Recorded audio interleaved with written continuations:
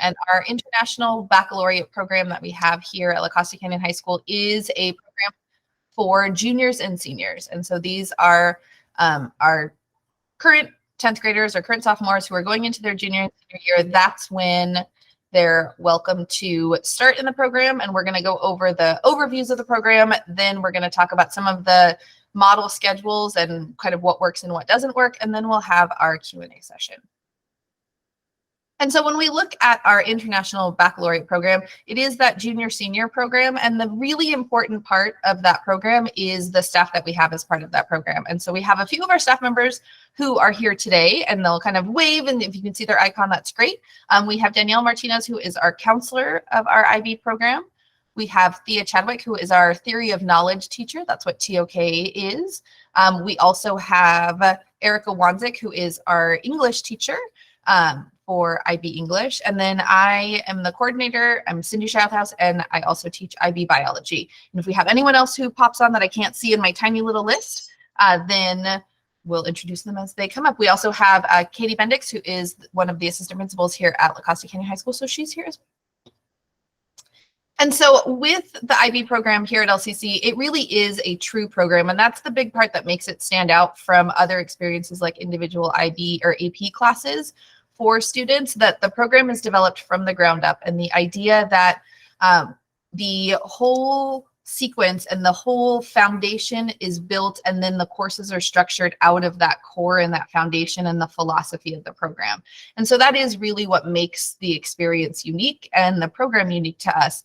And the goal is to develop these students who really have this deep and rich understanding of themselves and their world around them, and then the role that they have and the power that they have in that world. And so that's what we want to see from them, and that's IB's kind of ultimate goal. And the way that IB does that is have an established international curriculum, and we have components in all of our courses that are international, whether it's authors or perspectives. We talk about in biology, we talk about the ecological impacts in different regions and what happens in one country and how that might influence another country. We also have really challenging courses that have really rigorous assessments that go with them. And those assessments are both in our classrooms and outside of our classroom. And that's one of the big pieces that makes it different. And we aspire to develop the students who come in inquisitive and knowledgeable. And we really want to work and build that. We want them, they come in active and they come in compassionate. We want to build that as well. And they leave hopefully lifelong learners who want to understand how people can be different, how they can still have those right perspectives. And that's ultimately the goal, to develop that peaceful world through that international understanding. And that's really IB's series of missions to kind of support the foundation of their program. And so for us, why we have IB and why our students have participated in IB is the experiences they have as part of that program. And these are kind of little snippets. One of them from today, we were at the Safari Park today in an IB and biology at ESS lab series. And so it was an awesome day out there. But the experiences that students have as part of the program, it is everything from the content and the curriculum that they have. It's a rich and deep understanding of content. For the higher level courses, they have 2 years to develop that understanding, and it gives them time to come back and really, really dig into some really intense topics and content. But it also allows them a lot of individual opportunity. And so if there's something they're really interested in, they also have an opportunity to experience that. And they have an idea and a way to make connections between classes, and they have ways to make connections with themselves and the content. And they can see if they're doing something in film, they might be able to do something in film about another class that they're interested in. And so they can build connections. They'll also see some key components across courses, common language, common ideas, and philosophies that we'll hear addressed over and over again. And a really powerful piece are the skills that they develop, that the students really develop an amazing set of soft skills and great academic skills that they leave with. And that is really the most powerful thing that our students have come back to tell us is the kind of driving force to their success. All of our graduates still talk to each other and kind of check in with each other. and they've all gone off to be really successful so far. So we're very proud of them. But that's why we have IB here. Bigger than us, when IB is doing their kind of general information, IB shares information about their university enrollment. And for this was really powerful for our IB team to see that when we look at university enrollment across the United States, that for students who are enrolled in the DP program, that college acceptance and enrollment is 95% versus the national average of 60%. In California, we're a little higher. Our state average is 70%, but still the DP graduates enrolling in four-year universities being that high is really striking. Bigger than that, and I think the part that sort of took some of us back as we saw this was that graduation rate, that we have 79% of students who enroll in our DP program that leave the DP program, go off to a university. 79% of those students are graduating that same university in 6 years compared to 39% of the national cohort. And that is a really striking piece of information for us. And we'll share a little more about our graduates a little bit later. But bigger than that, the UC system shares that they see a really positive impact of those DP participants in that retention rate and that 5- and 6-year graduation rate. And it is those critical thinking skills, study skills, time management skills, particularly skills in writing and research that the students come in with and they develop as part of the program. And that's something that leads them to their success in their university experiences. So when we come back to LCC and the pathway and the program here, we're going to talk about the options that students have as part of their IB opportunity. So students will be able to become full diploma candidates, and that is the whole IB shebang. It's the whole program. They do all of it. We also have students who will elect to take a majority of the IB courses, but maybe not something here or there for a reason or another. And then we'll have students who will take just 1 or 2 IB courses, and we'll talk about how all of those options look for students and sort of the benefits of each of them.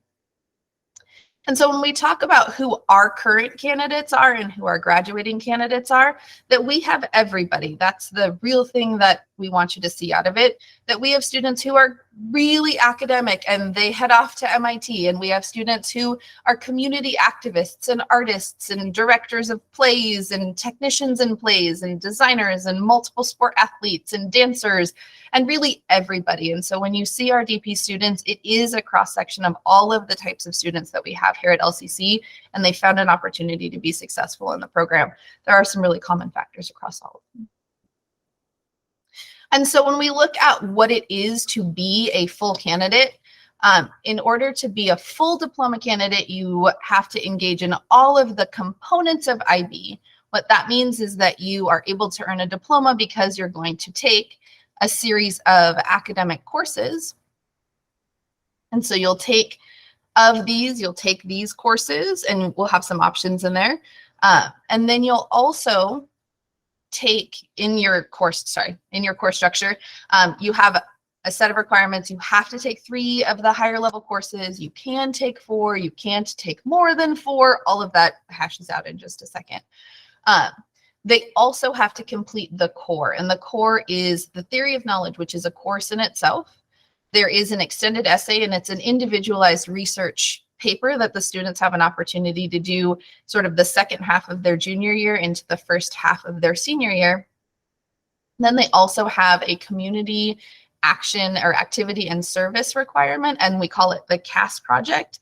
And that really isn't a project, it's a component, and it's an idea for them, an opportunity for the students to share how involved they are in their community and what activities they already participate in and are looking to continue to do that are in addition to their academic experiences. And so it gives IB an opportunity to see the whole well-rounded student, and it allows the students to continue and make themselves well-rounded.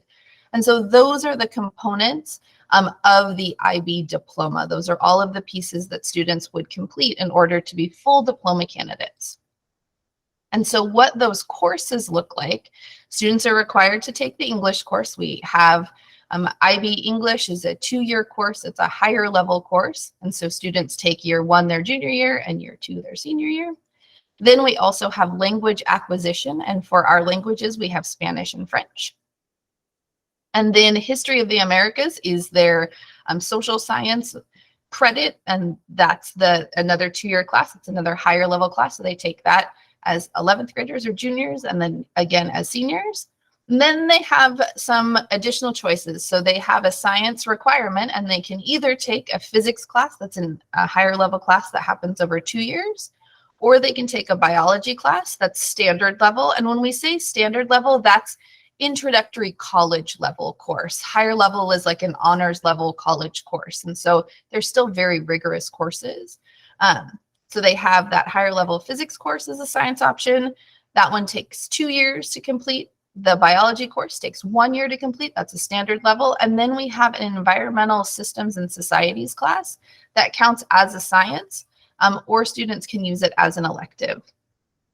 In terms of math, most of many of the students, their math level will depend on where they are. We'll have students as 11th graders who will be in Math 3 or Math 3 honors, or they'll be in Math 3 or 3 honors as 10th graders, and they'll move into either one of the IB maths, and so IB Math SL, which is the standard level, or HL, which is the higher level, as 11th graders. So that one is really dependent on the current math level that they're in.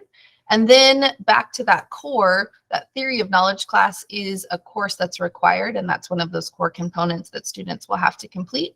And now they have some options in that academic course, that 6th course. They have a couple options. They can take an art class, and that art class can be a film class. We have a higher level film class and a standard level film class. It's actually a really great class, and it's a super interesting class, also taught by our physics teacher.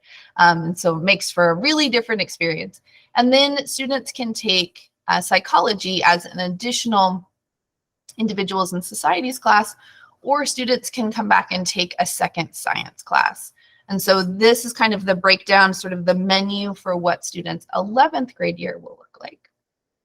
And then when they move into their 12th grade year, many of those courses will continue. So the higher level courses, they'll move into year 2 of those courses. Their language course, they'll move into the 2nd year of their language course, whether that's Spanish or French.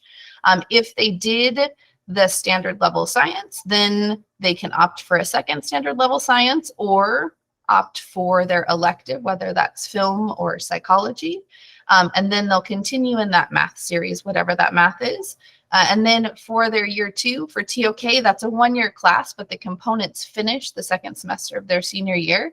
And so the idea of offering them sort of a year 2 support class, something that provides them an opportunity to work on all of the stuff for IB, including college apps and that kind of thing. So that's sort of the menu of courses when it comes to the full diploma, and students who are interested in the diploma. In terms of what that might look like, and we listed these kind of interested in science, engineering, and math, and students end up wherever they end up. And so really it is which schedule seems the most interesting to you, because we've had our engineer and math majors have not done this schedule. And so that's just different. But if someone is really interested in those physical sciences and engineering and math, then they'd want to lean towards the physics requirement or the higher level physics course, higher level math courses, and then use something like film or psychology as their elective. And so what their 7-period schedule will look like, not the order or anything, but over their junior and senior year, they have those English courses that'll happen over 2 years, those language acquisition courses that will happen over 2 years, the individual and society, their history courses will happen over 2 years. If they choose the science class, that might happen over 2 years. And then their math course, they may finish that math requirement their junior year and then have an option for their elective their senior year. And then they have their TOK course, and students still have room for the electives. And that's really whatever that student is interested in. We have lots of students who are athletes, and we'll have an athletic PE in that period. Students who are our yearbook editors or in our journalism courses, who are interested in our business pathways, students who participate in theater. So that elective can continue to be whatever it was before. And then it's a matter of making sure that those classes line up. And so that's an example of what one course might look like. And I'm almost done with a whole wave of talking. Can I just jump in real quick? Please. Just, sorry, hi, I'm Danielle Martinez. I'm the counselor for IB, but I just wanted to mention for for like a 4-year plan for students who are interested in science, engineering, or math, they're going to probably 100% take math their senior year as well. So, and they can certainly fit it in. But for example, if this student is in IB Math Year 2, the HL in 11th grade, they're most likely going to take a Calc 3 linear algebra through AmeriCosta College, or even if they were in, year 1, obviously they'd go into year 2. But for those science, engineering, and math majors, they're definitely going to want to take a math in their senior year. Yes, very true. And when we look at our students who are sort of more interested in our healthcare and life sciences, and we put these titles on there, and that has not really been the cases of lots of our students. Students have picked the courses that are most interesting to them, the courses that they thought would be the most beneficial. And so we have a student who is really interested in healthcare who did the physics pathway, and wanted to make sure that he had a solid foundation in physics. We have students who, like I said, were interested in engineers and computer science, and they took our biology course. And so some students will opt for a series of courses because it's what sounds interesting, and they're going to get to pursue those courses of their interest in college. And so they want to take something a little bit different now. All are totally welcome, and it really does depend on what works for them.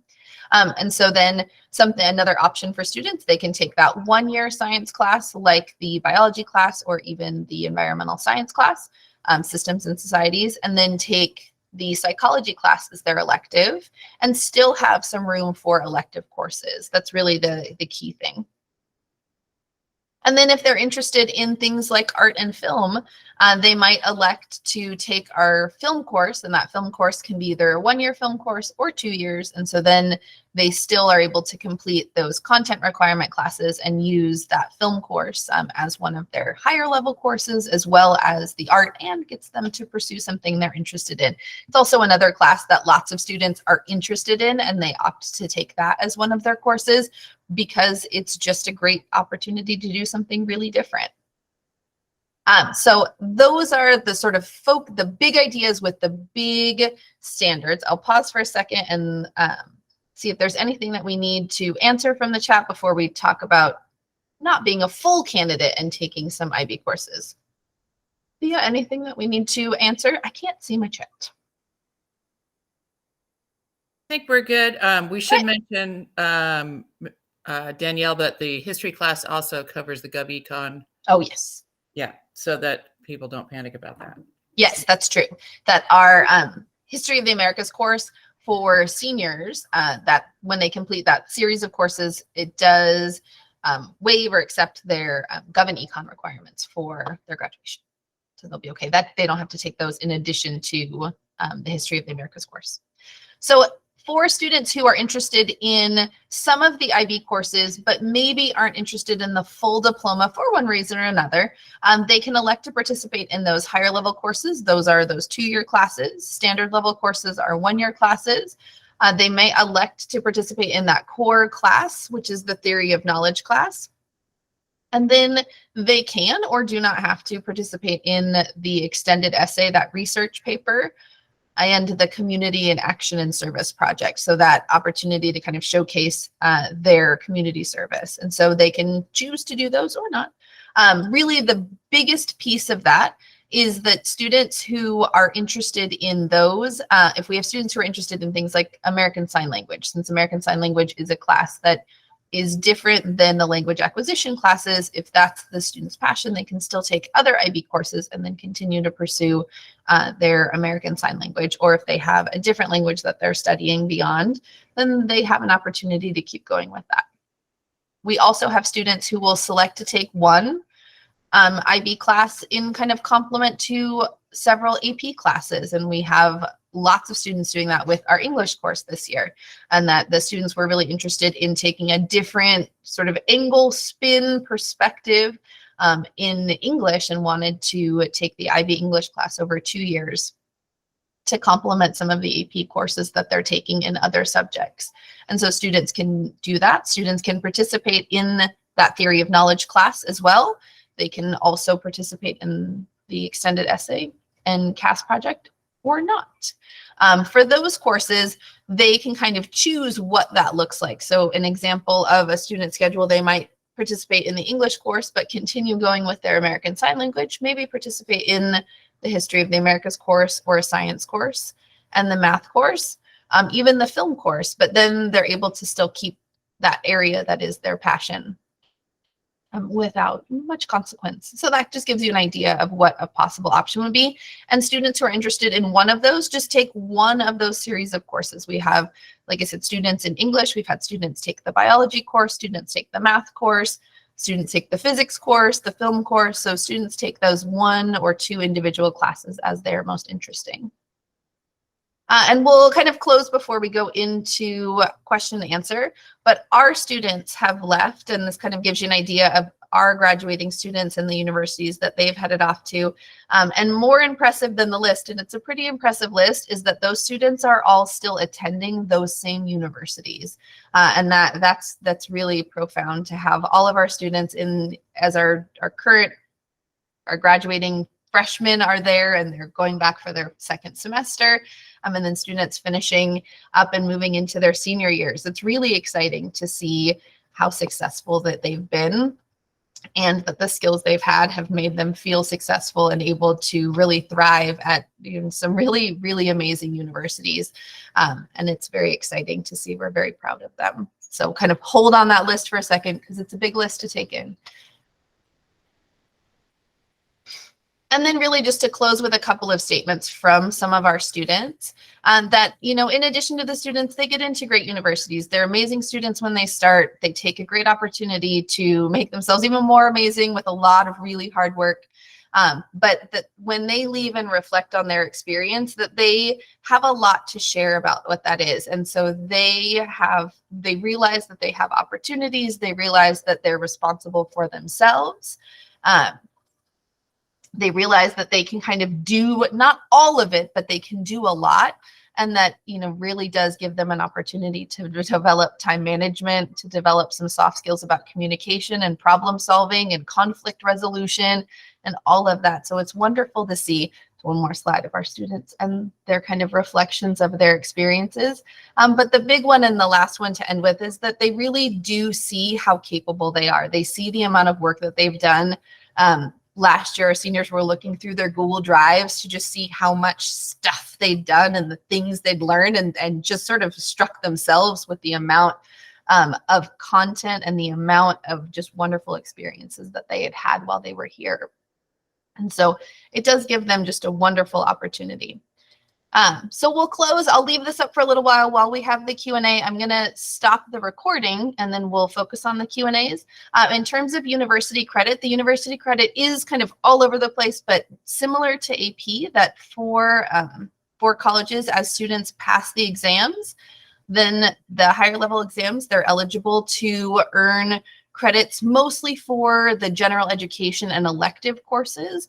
And then lots of universities, including the UCs, for students who earn the diploma, they're eligible for units that are elective and GE-based units, and then they can get more based on the exams that they score well on or how they score on the exam. So it does depend so much on your major and the college that you go to, and then the courses that you take to give you a really finite answer. But the general answer is they're accepted similar to the way the AP exam scores are accepted. And so I'm going to stop the recording and then we'll take some question and answer. You also can use the form. It populates a Google form, and then I'll be getting back to you in the next day or so. And so thank you so much for attending. And then we'll keep going.